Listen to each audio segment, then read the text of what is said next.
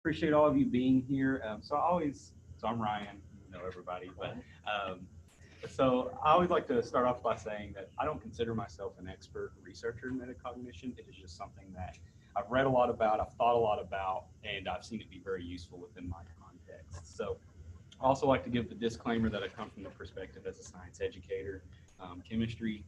So you'll see a lot of the things that I mention will be from the context of what I do, but I'm going to try my best to make sure it fits to all of our needs. You're among friends. That's what I was going to say. Mhm. We're all in that realm in some way. So another thing too is kind of how I see this going is I'm going to talk about what is metacognition. I'm going to mention why we should focus on promoting it, and then I'm going to actually talk about the theory and research behind it very briefly.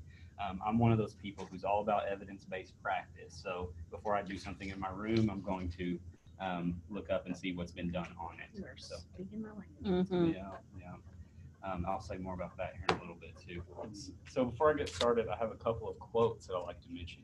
So Ruth Gardner published this book back in 1988. It's called Metacognition and Reading Comprehension. And she said, in order to make an individual metacognitively aware, it is to ensure that the individual has learned how to learn. And ultimately, this is what you're going to hear me get at several times is metacognition is about making our students self-directed learners, independent learners, which I think I've never heard anybody say they don't want that for their students. I want them to be dependent on me. No. So yeah. Another quote is from M.D. Gall in 1990, learning how to learn cannot be left to students, it must be taught. And I say that because a lot of metacognition, from what I hear from people, is it sounds fairly intuitive to us because for us who classify ourselves as experts in our fields, because this is what we do. We actively engage in this already, and I would argue along the way you were taught in some capacity. Some people can do it on their own, but a lot of us have learned this in some way. So in terms of what I expect people to get out of this, very straightforward with the learning objectives. I expect that you would be able to describe what metacognition is and how it's promoted. I will also expect participants to be able to highlight their own metacognitive practices for the explicit purpose of making those practices explicit to their students. Because once again, if you want students to do this, you should probably model it for them. And then also apply these practices to your own teaching and to promote or develop metacognition in students.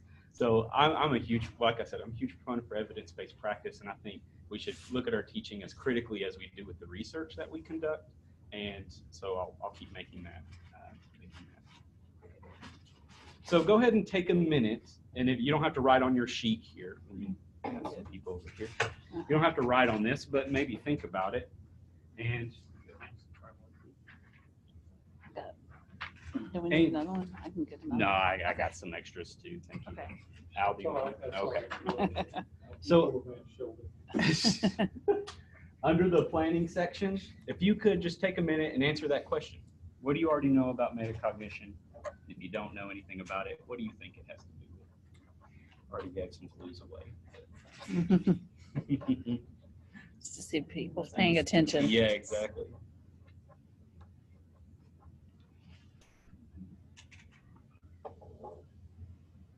Oh no, John's laughing. It's never sorry.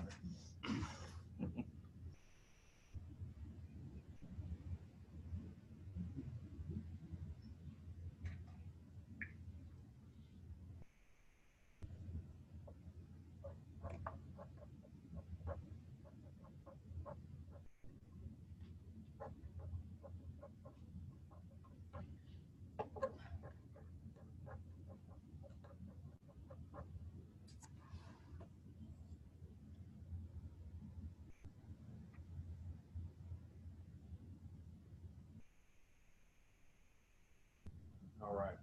So hold on to those thoughts and let's see how they line up with some of the stuff that I'm going to present. As we go throughout this, I would encourage you, you don't have to, but I would encourage you in that monitoring section, which is the big middle section, is to take some notes, or if you have any questions that come up, you of course can ask me, but if you want questions for yourself, you can put those on the side there. This kind of sheet, it depends on what I'm doing in class, but sometimes I give this to students if we're doing an activity where I want them to actively engage in this. when I mention some of the practices that I use and that I would suggest using, you'll see that I have different ways of probing metacognition. We'll get to that. So what is this whole thing? So metacognition we can start with the original definition from John Flavel in 1976.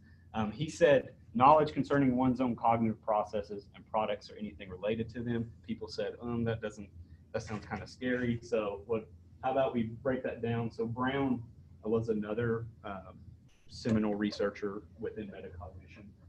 1987, he defined it as knowledge and regulations of one's own cognitive system. We've seen it been referred to as the capacity to reflect on your actions and thoughts. And I want to highlight that word reflect, because I think a lot of people actually employ metacognitive practice in their classes, but they don't even know they do it because they do it via reflection. And then the classic one that I like to use is thinking about one's own thinking. And this metacognition really parallels reasoning. And that's why I say a lot of people who, especially in the academic setting, being the experts that we are, we ask questions, we collect information, we evaluate that information, and we look for gaps in that knowledge and information. And that's really what metacognition seeks people to do, seeks for learners to do. And so this is something, especially in terms of the chemical education literature, that people started saying, wait a minute, this is what expert chemists are already doing every day that they research. So therefore, this should be something that we should instill in students. So how to break this down, I'll briefly talk about this figure. And also, Hope has the stuff on Canvas, is that right? So all of my slides will be on Canvas, along with all of the references that I use in today's talk. So if you find something that you're like, I want to look at that closely, those will all be available to you. So metacognition can be broken down into two things. It can be broken down into metacognitive knowledge and metacognitive skillfulness. Now, metacognitive knowledge is something that, if you're thinking like didactic teaching, you're probably building up a lot of this. So declarative knowledge is essentially facts and just normal knowledge that you would want students to know, terminology, things like that. Procedural knowledge are those processes that students use for problem solving. So if you have steps for solving a problem, this is procedural. Conditional knowledge, of course, is when's the time to use those procedures? When's the time to use this knowledge? When should I apply it? So that's all classified under there. Now, the big thing that I focus on, and I think a lot of researchers in metacognition do focus on, is this whole regulation component of metacognition, where we have planning, monitoring, and evaluating. And I describe this to my students as basically, what do you do? What do you ask yourselves before, during, and after any type of learning event? And then I also ask, why do you do that? Why does that help you? And I think that really gets at this metacognition, thinking about your own thinking. Well, here's what I'm going to do, and here's why I'm going to do it. How's it going to help you or benefit you? And so I think for a lot of people, when they think about thinking, I often think of Inception, like dreams within dreams, like thinking within thinking. And so if maybe you feel like these little moles here, where this mole's completely fine, happy by himself or herself, and then this one says, do you ever think about what you're thinking about? And that mole explodes. I honestly think that's what my students think about when I mention this. It's like, welcome to chemistry, let's talk metacognition. And that sounds uncomfortable. And one thing I do, and I'll mention this article in a little bit, is I actually give them research on it. And I say, this is how it's going to be effective, and actually make it a homework assignment to read that paper and then to come with questions. And we talk about it the next class period. And I only did that because they weren't reading it. So I wanted them to read it. Because this is one of those things that you get out what you put in, and it's hard to convince students of that sometimes. So if you take it seriously, I anticipate you're going to have higher learning gains, because that's what the literature and evidence has shown me. So why should we promote it?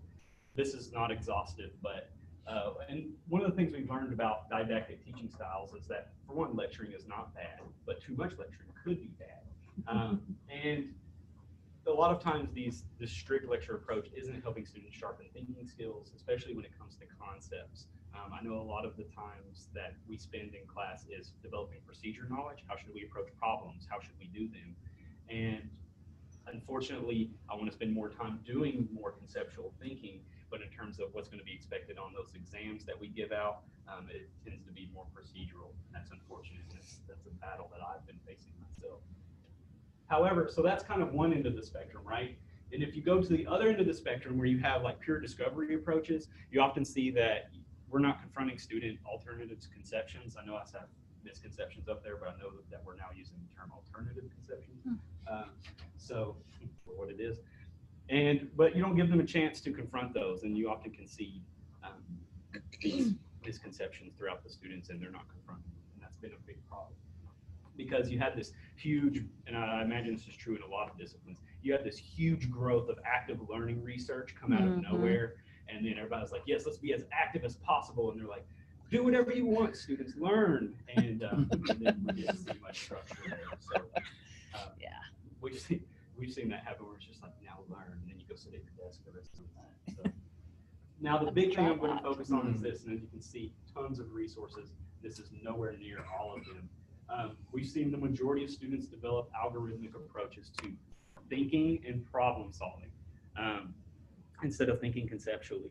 And that's been in terms of the sciences, that's been a huge problem for us, is because we can see a student solve a problem, get the right answer, but then have no idea what really is going on with that concept. That they know how to apply that equation, they know how to put in those variables, they know how to manipulate it, but can they tell you what that answer means at the end of it? We've often seen largely no. And that's been very frustrating and something that we've been trying to combat. So one other thing, huge right here. Students often really lack that confidence. They often don't know what they don't know, and they don't know what they do know sometimes. And I think this is where the power of metacognition comes in. It gets students to think conceptually about why does this numerical answer make sense to me, but also it gets students to recognize what are their strengths and weaknesses of learning. And that's a huge thing that we see, especially in the teaching and learning research right now, is how can we build confidence in students? How can we build self-efficacy? And you could see this relating across to all of the research being done on the affective domain with identity, getting students who have been traditionally marginalized in my field, particularly within science. How can we invite those students back in and let them know that this is a safe space? And which now they're pushing back on that language and calling it a brave space. But yes, you get what I'm saying. Like this is something that has far-reaching effects to a lot of things, and that's something that I'm very passionate about. Is how metacognition is an umbrella to a lot of different ways of thinking and learning.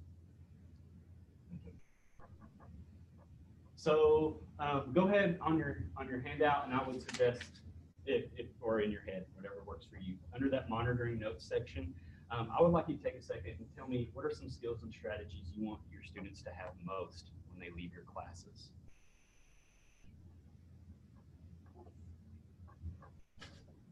No cheating. Cheating. I want them to be able to cheat. Really no, without getting caught.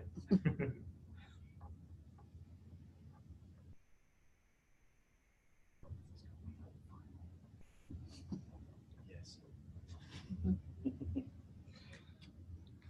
Hope and I talk all the time about how many teachers really have ever answered that question. Yeah. Really? Yeah. Well, exactly. Yeah. See, that's just the idea of not thinking about that before you walk in. Yeah.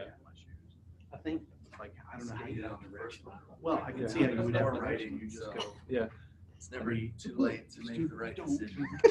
That sounds familiar. Yeah, doesn't it? Yeah. You have to give them enough to read the book, is my feeling. I don't ever. Read the book after they. Yeah, I don't. Please don't read the organic book till I talk to And you. then go read it. Then go read Yes. Yes. Yeah.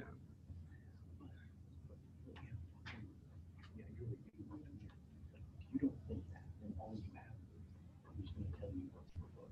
I'm just going to tell you just. I think anybody who's set for 10 minutes and tried to develop overall learning goals have realized how hard it can be sometimes, especially if you're in a course that has a ton of content, because you're like, how can I boil all this down to ideally 3 learning goals for the entire course? I think it's daunting. I mean, you know, but Those are big. yeah, exactly.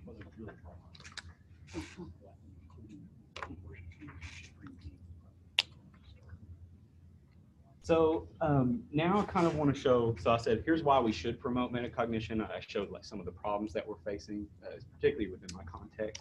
Briefly, I just want to go over what is the literature actually saying, and I'm going to have some seminal work and infused with some more recent work as well. So one of the things that everybody often says, I shouldn't say everybody, but most people are like, oh, I want students to think critically. Great, what does that mean? What does critical thinking mean? And I ask everybody to kind of define that within their own contexts. And you're seeing that a lot too, is we're operationalizing a lot of definitions that we classically used. And so one of the things from Kuhn back in 1999 was linking the evidence of critical thinking to metacognition. And she makes the argument that by definition, critical thinking involves reflection, right? Well, I think most of us would agree with that, regardless of what our definition is. Maybe not all of us. So all of a sudden, we started seeing links between thinking critically and metacognition. So once again, this is just the algorithmic thinking. But this is a huge thing, is that if students can get by thinking that way, they'll continue to use those strategies. And the research and evidence has shown that they're not going to do it on their own if they don't have to. And even then, they may not do it. Yes. So one of the things that has been seen is this new approach known as problem manipulation, where basically they get students to write the problems, and they've actually detailed that it has shown students to have higher metacognitive skills once they develop their own problems of content. And how they did this was based on interviews with students. So they would have students write their own problems and then have them talk about it, and they coded those interviews. And it's a huge thing right now. So in chemistry, often, I haven't been doing this, but it's something I want to move into doing. But yes, if you're interested in looking at that literature, we call it problem manipulation in science, but you may call it something else. Yes, so once again, this Gupta article here, we're also seeing links between problem solving, which is another huge term, and that encompasses like a million other skills. But we're seeing links between that and critical thinking, specifically when metacognition has been promoted. So all those things like critical thinking, problem solving, what a lot of us want students to have, seems to really flesh out when metacognition is used. Cooperative learning, working in groups and talking to one another. Who would have thought? Actually promotes metacognition because you're getting students to refine each other's ideas, and so they're actually hearing other ways students are thinking about problems. And I do want to mention something with this study here. So this was done in a chemistry lab classroom, and they actually measured how students' metacognitive ability. Because people always ask me, how do you measure cognitive function? And oftentimes it's with interviews, but they developed this software, and basically based on where students click, and it uses eye tracking software. So where are they looking? It starts monitoring how students are navigating a problem space. So based on how many clicks, what they type as they're thinking through, so it lets them take notes, and what sorts of information they access. And they start using those kinds of things to ultimately track how are students cognitively processing problems. Not perfect, but we're trying to get more at that level of, can we measure this accurately? Huge. So like I said in the beginning, metacognition has been something that experts have been shown to do. And in terms of the Chi article is pretty much the seminal paper on expert-like thinking. Basically, that was with physicists, comparing physicists to undergrads.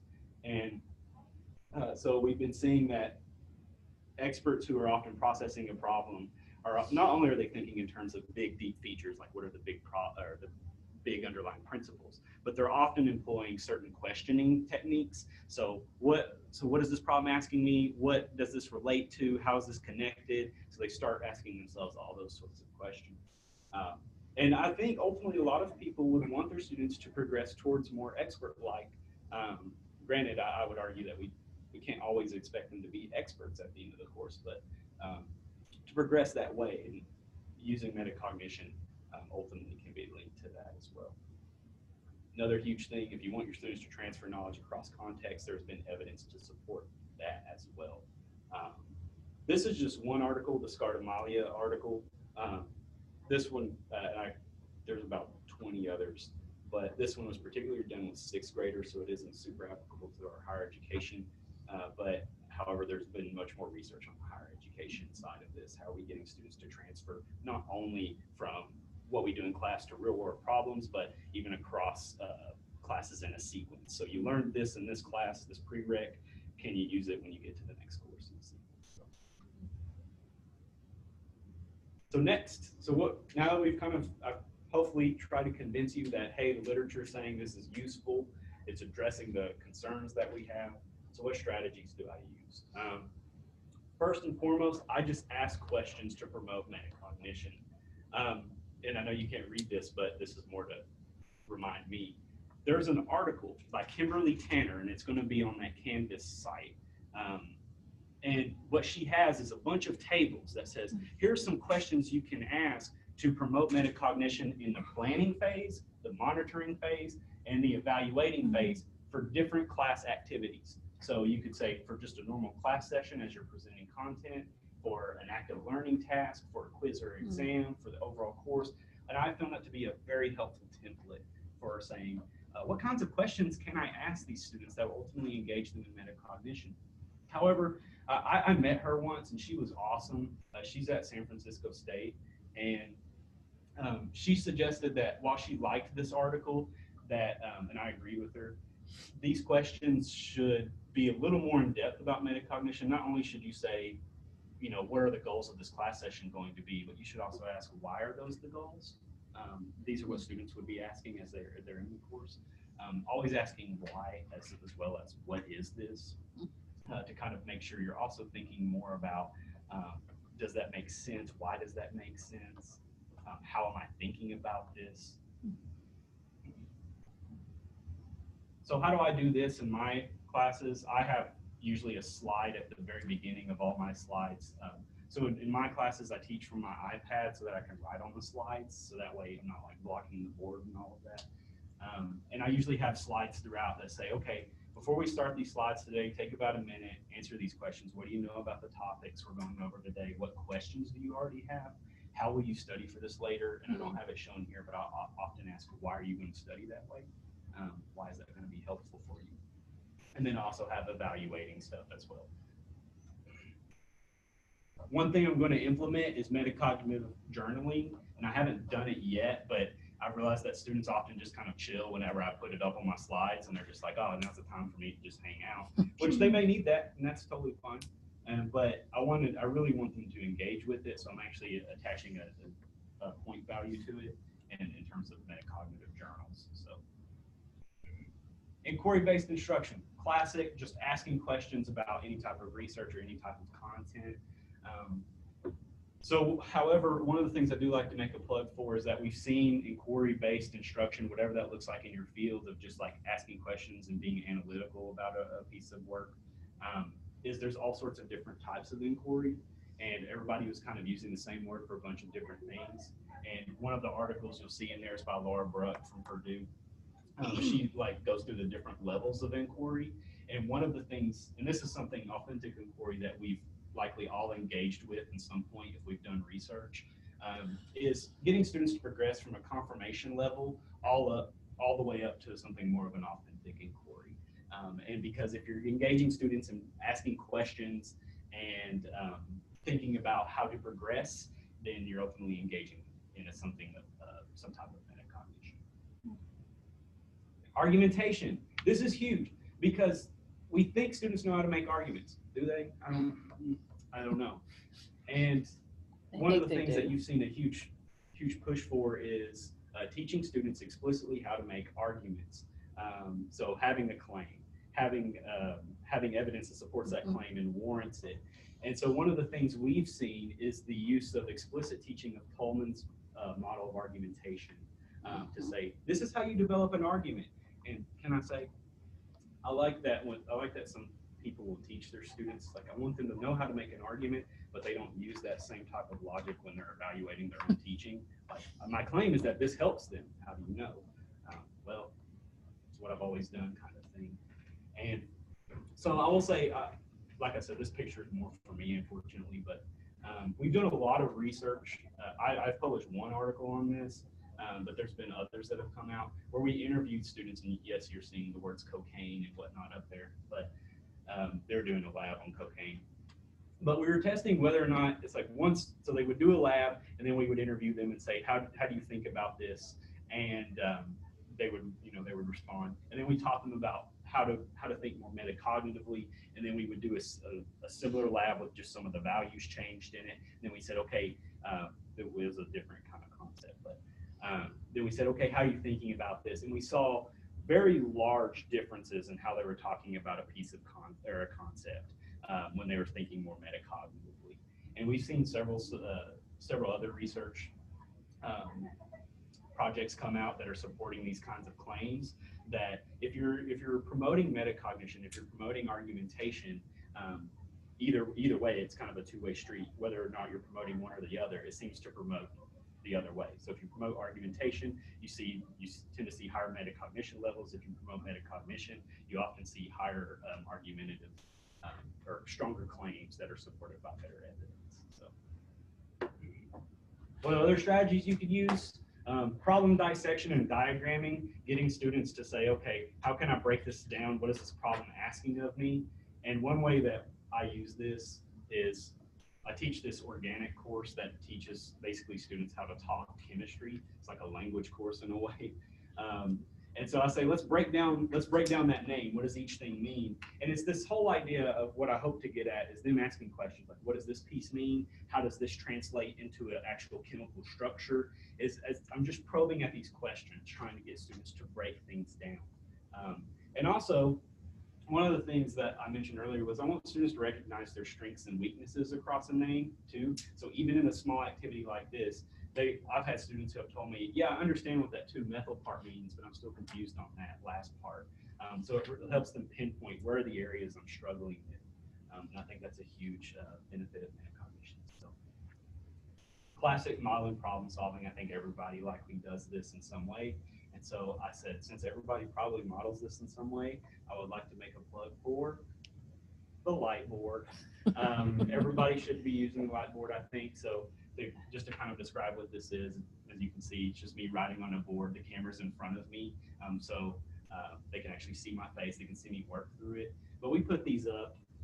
We often just do more examples of what we do in class. However, I think this would be super helpful if you had videos of you walking through, here's how I think about this problem. Like, here's a problem statement or whatever it is, and then just saying, just diagramming how you think, just making it very clear, very explicit. At the end of the day, it's just about making this more explicit for students so they can see it. But concept mapping, huge. Just getting students to make connections between concepts. This was a concept map I made when I was in education. We had to make a concept map of the American education system. Where do you start? I was like, I don't know. So I just started writing stuff down. But this, yeah, an explosion. But you could do this. We've been trying to push more for this in our courses because we recognize that as we go up this course structure, that students aren't connecting ideas between courses. And so we're like, what's an easy way for us to do that? And we've been in conversations with having a concept map that students build along the way.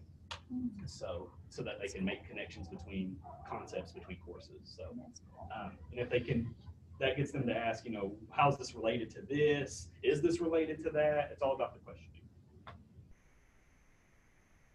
And there's tons of others: peer review, peer-led learning, reflection prompts, study strategies, reflections after exams. I've seen literature be reported on that. So, and at the end of the day, what's it really all about? Get your students to be more independent and self-directed learners. I often have, and maybe I will with you all too, but I often have a hard time convincing people that this is something we should explicitly do because it feels natural to a lot of us. But I would argue that it's something that we do need to be more cognizant about, know that students haven't developed these skills yet. So real quick, maybe take a minute under that evaluating section and ask yourself, how could you promote metacognition in your own students? Maybe you already do it, so what questions do you still have? And then I would love to answer any questions. Uh-oh. What's going on, John?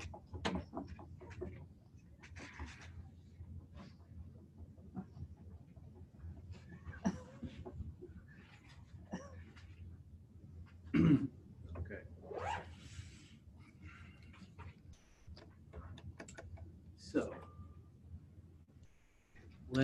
So I'm not gonna pretend, let's say you're a metacognitive expert. Oh. And this is like a therapy session. Yeah. Right, so I'm kind of leaning back on the couch and you've got your little pad. All right, so every problem or concept that I teach in Gen Chem with the brilliant, bright, promising minds, every single problem, like we don't just do here's how you go about it. I mean, every step of the way, I sit there and I stand up there, I'm animated, and I talk about all kinds of great stuff. And it's always been, why do we do this? Why does this make sense? Why would we want to approach it like this? Or when we're doing something, now let's look at each piece of this. This refers to that, like you're two of the same thing. Okay, so I do this. I don't call it metacognitive practice. I'm not telling them that that's what I'm doing. Why doesn't it work? So let me start by asking. Do I need to tell them that this is what we're doing? Yeah. Well, let me. What do you assess at the end of the day? So when you give them an assessment, do you have problems on there that's like, how would you think about this? Like, what would be the next step? One of the things that I've seen, and I definitely resonate with you because I don't do this, but because I talk about it and I often see most of my students don't ask these questions. It's because at the end of the day, my exams, they can get by with the algorithmic approach thinking. And if I assessed thinking metacognitively, like saying, what would be the next step with this problem? Why would this, if it was, granted, I use multiple choice, but if I use more short answer, explain to me how you would problem solve through this. Or maybe ask a question that's, however you want to do this, you could ask a question that's just a little bit different than what you've done in class, maybe a little more complicated. How would you proceed with this? Just getting students to diagram their own problem solving, because we've seen that students will only value what is being assessed, whether or not they're physically there in the room, but sometimes mentally, maybe not. And when I'm saying why, I think a lot of times, we've had this conversation before, is they write what I write. And I don't often write, what's the next step? Why does this matter? I say that, and I answer that, but I'm not writing it down. And I often think that's a big problem. Yeah, Matt. I'm not a chemistry person. Yeah. But I took chemistry, Gen Chem once. Okay, yeah. Which is why I'm no longer a chemist. I'm sorry. I would have loved that. But I was thinking about your problem, because that happens in all those disciplines. We can stand up here and do it. I think part of what happens is when it comes to testing time, we default to an algorithmic model. And a lot of our students think, oh, this is interesting, but all I really need is the algorithm. The answer, right. So I'm wondering I can if, get my A. and this is just off the top of my head, what if, instead of saying, hey, solve these problems for chemistry, what if you said, okay, here's the problem, here's the answer, but what I want you to solve is how we got from here to there. In other words, this is there are 5 different pieces to this problem. I'm giving you the answer. What I want to see is what are the dots that you have to connect to get there. And I don't know enough about chemistry to explain the dots, but I'm assuming that a basic question is look at this, ask this question first, and then what is that going to tell you about your options? Does that make sense? Yes. In other words, take getting the right answer, so to speak, for the problem Out of that. out of the question. Let's go with math. Math would be easier. Here's a math problem. Here's the That answer. equals How do you get 27. there? Okay, there's the answer. Why What is I'm that? trying to teach Why you is that the how we answer? get from point A to point B. So, quote, the answers to your question are, how did I get there? Not what's the answer, because that breaks the algorithmic mindset, and they can't. And all of a sudden they realize, oh, this is not the point. They're not waiting for the answer to the problem because you've already given it. So that must not be what this course is about.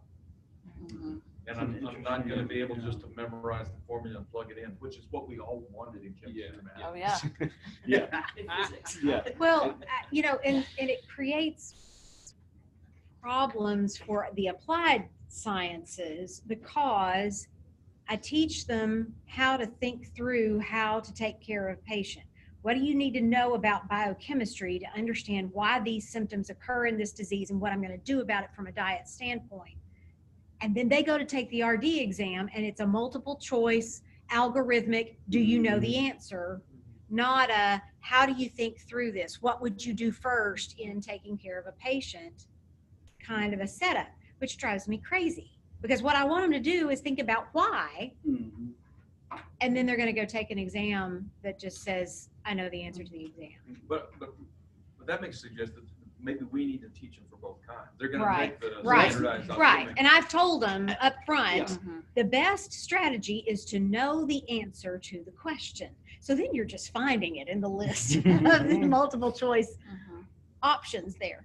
But I do try to ask why a lot. And right now they would all tell you that if the gut works, use it. Because I've been banging that into their heads for the past month. Well, and the trick is when you assess them, if we're trying to think, trying to teach them to think, we've got to figure out an assessment tool That forces them to demonstrates think. And that's that the they know how to difficult think. thing. Yes, that is the Well, that- challenging, how to ask the question. That and over-assessing, Right. Yeah. because exactly what you said, you have to do both. Right. I mean, our students are expected to go out and they're gonna have to take, a lot of them come through to take the MCAT for med school, the PCAT for pharmacy school. And by golly, if they don't know how to solve those problems and get the points that they need, we've got issues. Okay, so we have to do that on the one hand, but as I tell them the first day, I'm like, look, success in here means that you know how to think when you leave the classroom at the end of the semester. I don't care what your grade is. And I said, no, everybody take a breath, because I don't care about your grades. You do. I care about whether you learn something or not, which is totally different. Those things should be reflective of one another.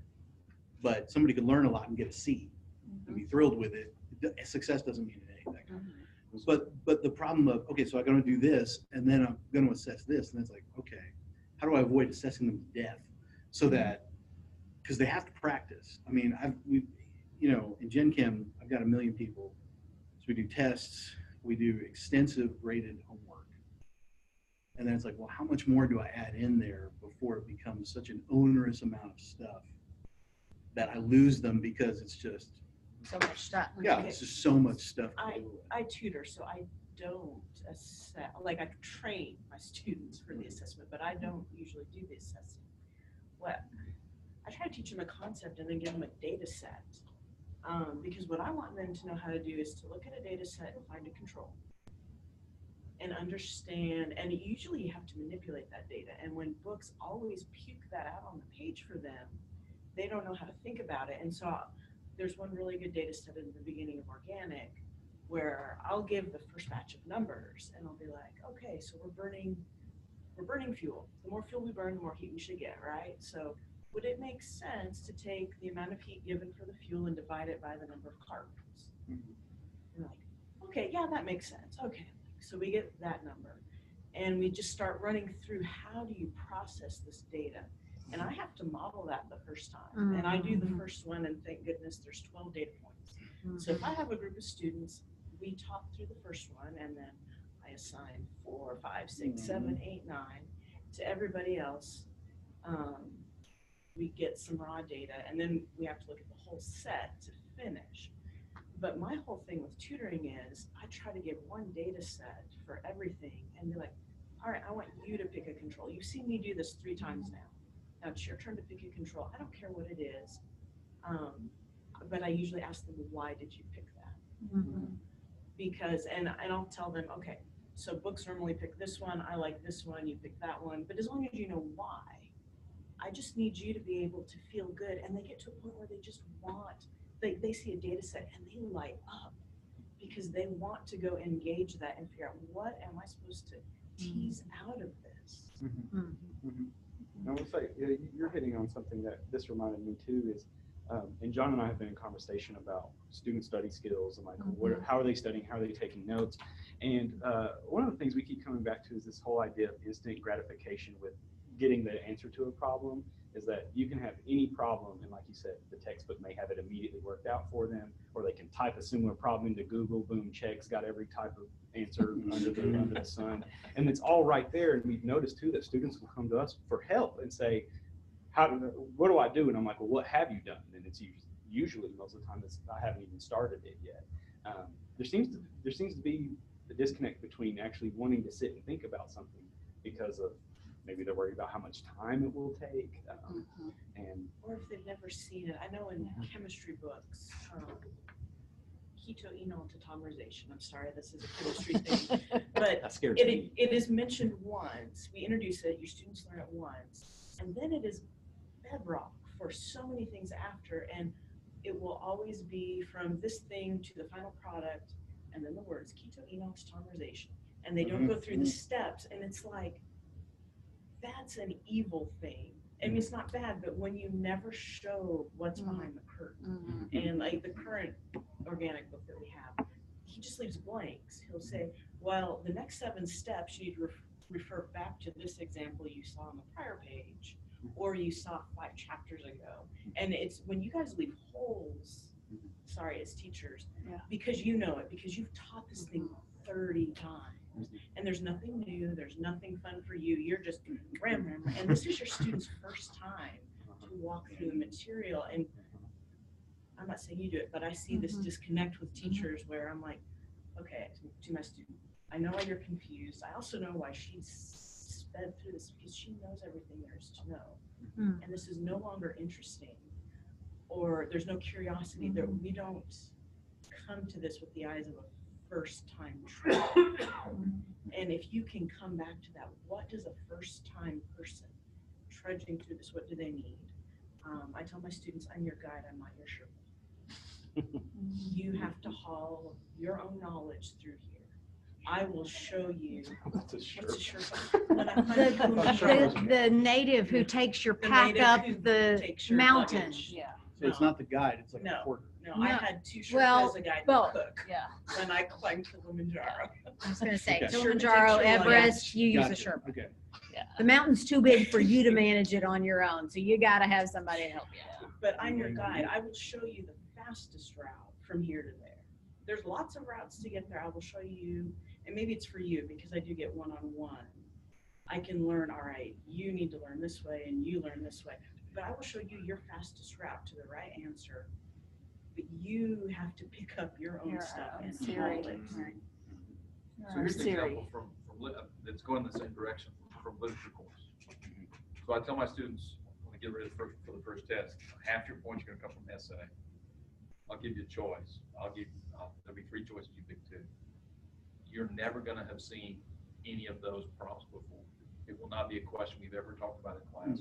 You will not recognize this really, because you're going to say, oh wait, that's not in my notes. It's on purpose. What I tell them is, what I want to see is if you've done the reading, you pay attention in class, you know the concepts I try to teach you, can you take those and apply them productively over here? I'm not looking for the right answer because there isn't one. I'm looking for a really good answer. I'm looking for a good educated guess. And I want you to show me How you thought through how you get to an answer for a question that you've never seen before. that actually doesn't have a right answer. I want you to make one. I'll tell them you can be completely wrong at the end and still get 90% of the points Because you justified it. because You walked what me I through how want you to think see is about it. can you process it? do it. Okay, now, no offense to your experiences versus data. Does it make them really uncomfortable? Oh yeah, Okay, but I used to not tell them, oh yeah, and that just freaked them Freaked them out. out. Because they think, Doctor, we never talked about this. They come Right, at the middle of the test and say, I know, but it's too late then to tell Yeah, right. When you're them. It helps on the front end, but it also helps warn them them. think, oh, Set the context. I need to study the handouts you gave me differently than the handouts. I can't just flashcard this. I've got an upper level class in chemistry, and I gave them, all the exams are take home. I'm like, you can look up whatever you want. Yeah, I it's do that in un- biochem too, and then I make them dig, and Yeah. they complain about it. Okay, you all know Kent Johnson, right? Yeah, Strikes fear in the hearts of all exercise science students everywhere because his ex-phys tests are supposedly so hard. I gave a take-home test over proteins, and my graduate students came back and said, "That's the hardest test I've ever taken in my life. That's worse than Dr. Johnson." It's a take-home. Yeah, but I had to look up all the information to think about how it works. Oh, how terrible. How terrible. Horrible. Yeah. I took that as a badge.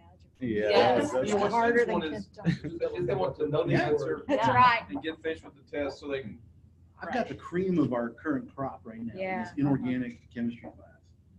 And I gave them the take-home test, and they are absolutely freaking the hay out.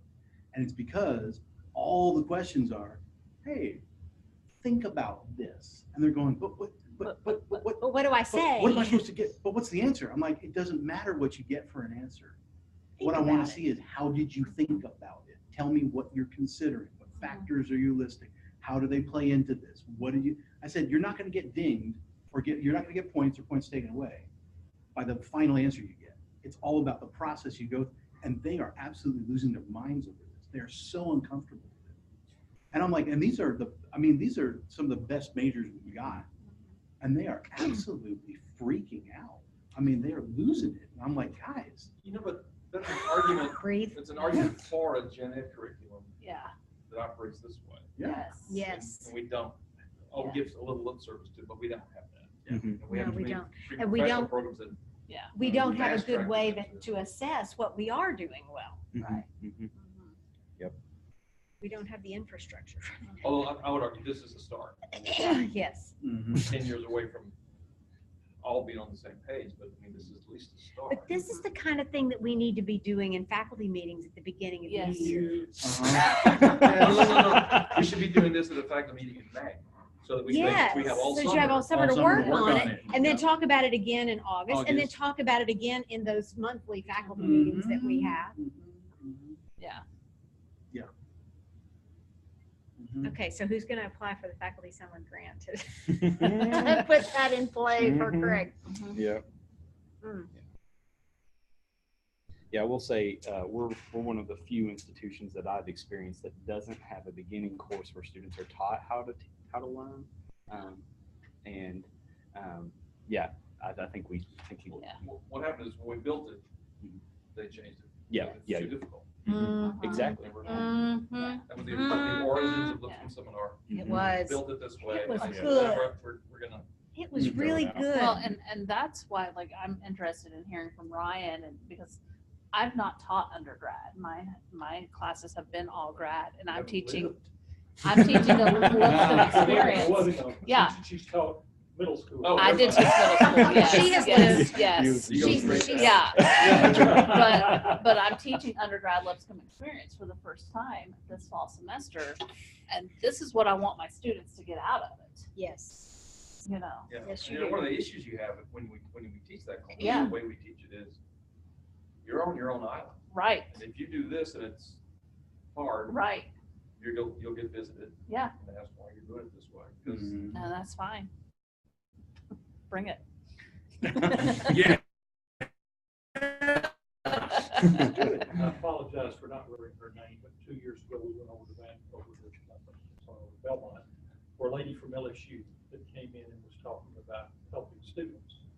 She said the first thing you have to do when they come to class is teach them how to learn, how to take notes, Mhm. because you make assumptions and they come back to haunt you. Yeah. She was focused mainly on, she was an African-American lady, so she was talking about, she didn't make a big deal out of it, she was talking about the diversity of kids that come in, minority kids, things like that. But even everybody, Absolutely. regardless of that, she's saying, you make too many assumptions. Mhm. You gotta explain how to take notes, how to study. If you don't, they're not gonna be successful. students take notes because they think that what they're writing down, one of those things is gonna be one of the answers on the test. Yeah. I'm writing down what we're gonna An be answer. answering. Yeah. And I realized that like you said, I've had to reteach students how to take notes. I've had to tell them, don't take notes on this one. Don't take notes on your laptop. Laptops are designed to copy down information. They're not designed for you to think out loud with your fingers. And so if you're gonna do this in this course, that's why you're missing everything important. Because you're just thinking about copying down my words. You're not thinking about how we're thinking about this. It pays off, but that's also difficult. For most students, a lot of my students are kind of perfectionistic. I just have them get their notebook, piece of paper, and I say, okay, now, everybody ready? Turn the paper sideways. And you can see students go. I'd rather not do that. That's where you realize this is. It's like I told my students, like, I see someone and they're like, "Gosh, how can you?" I actually had a student one, how can I take notes better? I was like, don't use lined paper. She flipped it. She was like, what? What do you mean don't use lined paper? I was like, get rid of the lines. Like, but Breathe. breathe. Yeah, that's what I'll Breathing is good. Just need a t-shirt that says breathe. Yes. Absolutely. Absolutely. Oh my goodness. See, Matt just pointed out something in my class project for the fall about the impact of laptops. And we got responses from about 86, 87 faculty relating to laptops in classes. And the word that was pervasive was, guess what? Laptops are a distraction. That was the pervasive phrase. And they went on and said, we want people to take notes. And you made the statement just a moment ago. You talk to them about how to take notes, and then they take notes. See, I think that we have a significant number of people that make the assumption that if I say, take the sheet of paper there, Mr. Smith, and I don't care which way you turn it, start taking notes, they don't know what that really means. Does it mean write as fast as I can instead of typing on what Matt has said? It's just what I tell them is, I want you to draw a picture of what I said. I want you to chart it. I want you to map it, and I kind of move into a concept map or wherever.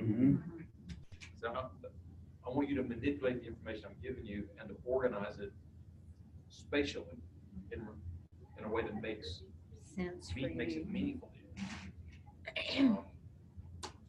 For a lot of them, initially there's some friction right at the beginning, but pretty quickly, even for the most perfectionistic, the second one they do opens it all up. Yeah. They'll try a way, because they'll look over here and she draws pictures this way. They'll try it that way, and it won't work for them.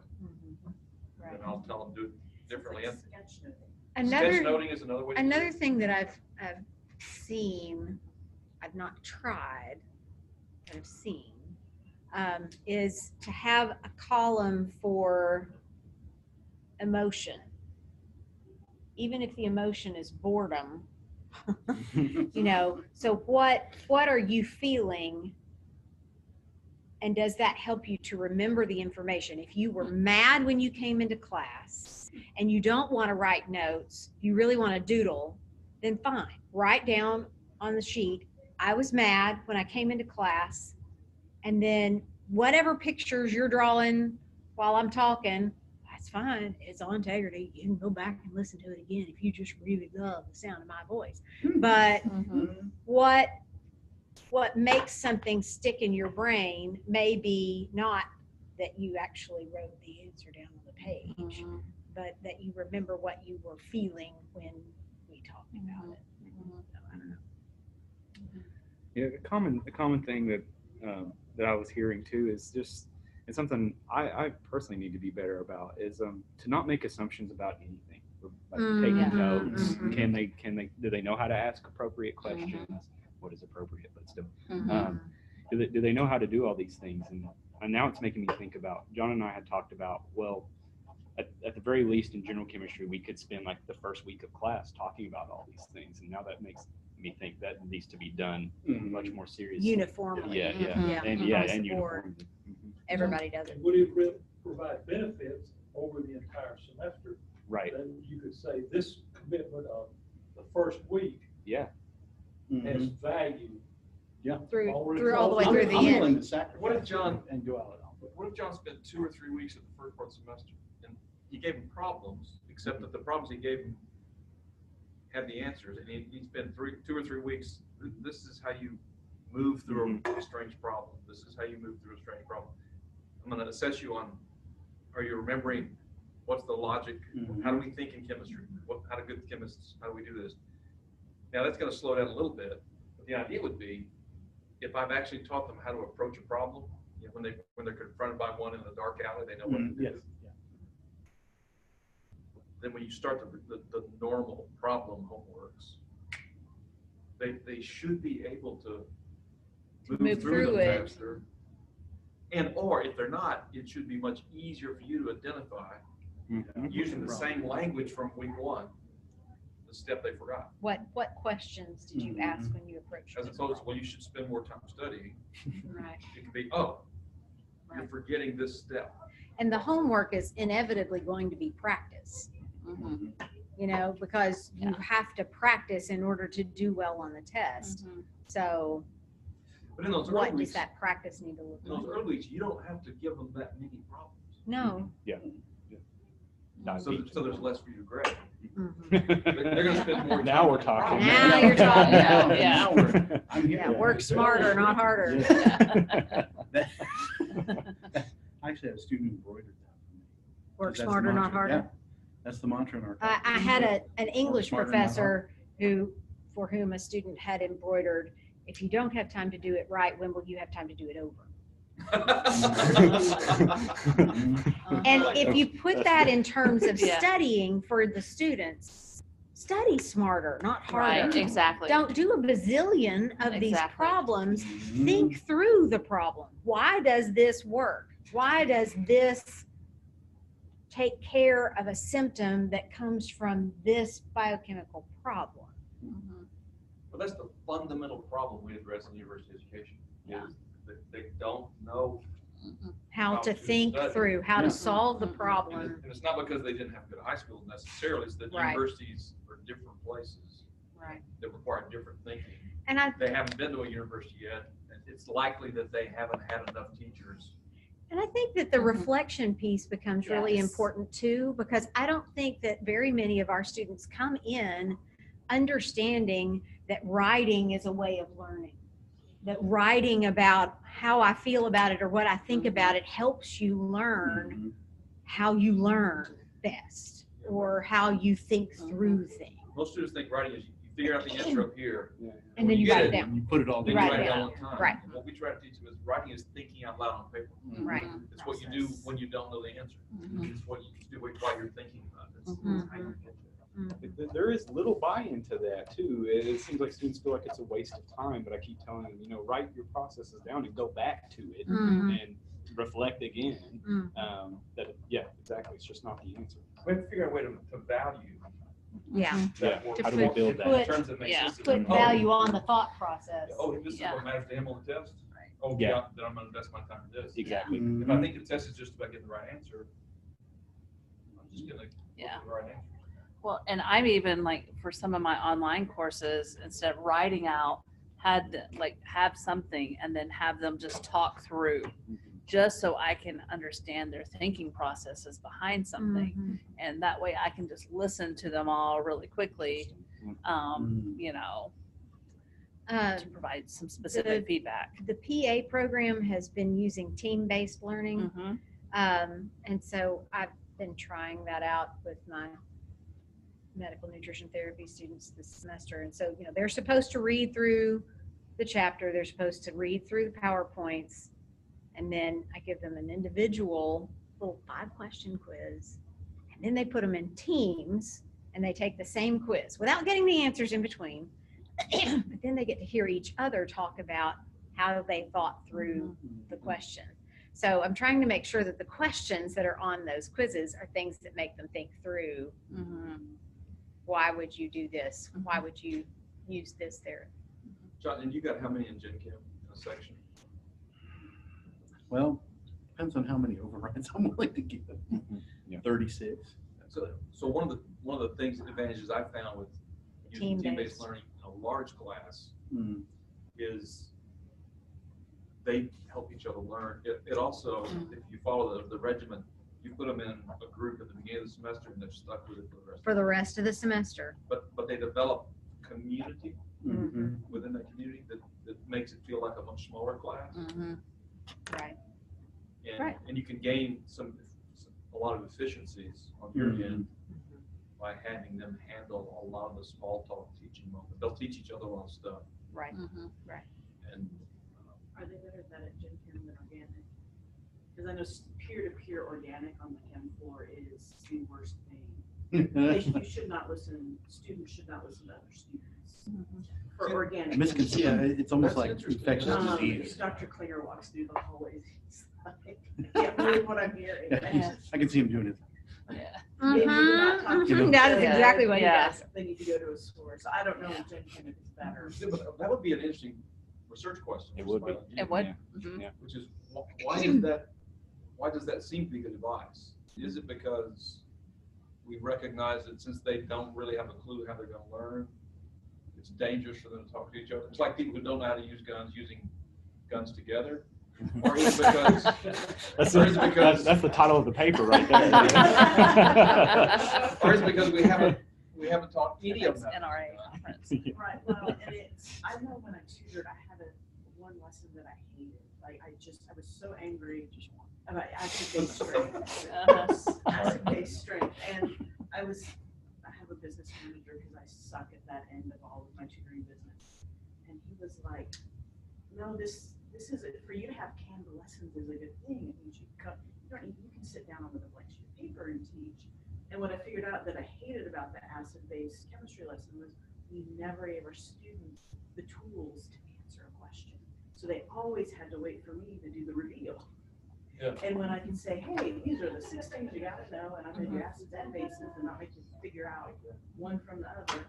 And then this is it. You have to memorize this page, but you will always get the right answer if you memorize these 6 things into context. And now I love that lesson because at the end of it, they have their sheet and I start writing down, all right, who's the stronger acid, who's the stronger base, why? Start at the top. You can't come in the middle. Start at the top, go through. And now I love that lesson. But it's only because I gave my kids the ability to go wrestle any problem that gets them on that nasty test that they weren't expecting. Yeah, education, I think, is more like, I think the analogy that works for them is self-defense. Mhm. What if you bump into something that you've never bumped into before? How do you handle that? There's some things you can do, as opposed to just hoping you might recognize the real, Yeah, but I think organic, the problem is we don't give them what they need. Well, in organic too, I'm guessing, just from what I hear, you don't get to organic unless you've figured out how to get there.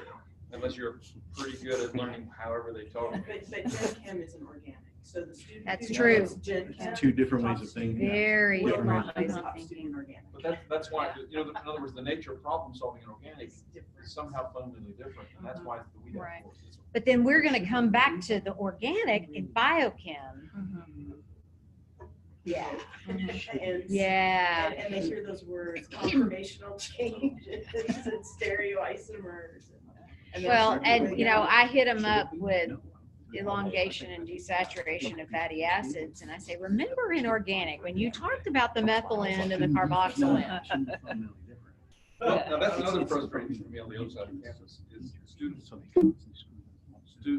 do not believe that they're ever gonna have to know what I learned in this class and the next class. It's never going to apply anywhere else. It's Especially in a with Gen Ed, silo. because Gen Ed is not their Right. nature, which automatically means for them, Mhm. this is not important. Mhm. And even their advisors will tell them, that's just a Gen Ed course.